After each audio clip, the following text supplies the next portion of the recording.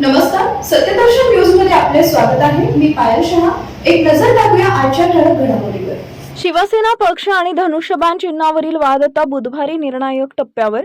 महाराष्ट्राच्या राजकारणाला गेल्या काही वर्षांपासून अस्थिर करणारा सत्ता संघर्ष आणि त्यातून उद्भवलेला दोन प्रमुख प्रादेशिक पक्षांच्या अस्तित्वाचा प्रश्न आता निर्णायक टप्प्यावर पोहोचला आहे.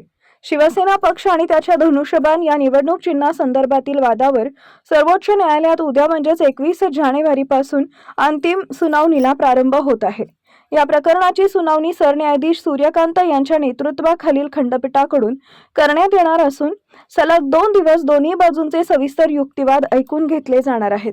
या सुनावणी दरम्यान सादर होणाऱ्या मुद्द्यांवरून राज्याच्या राजकीय समीकरणांवर दूरगामी परिणाम करणारा निर्णय लवकरच जाहीर होण्याची शक्यता व्यक्त केली जाते आहे.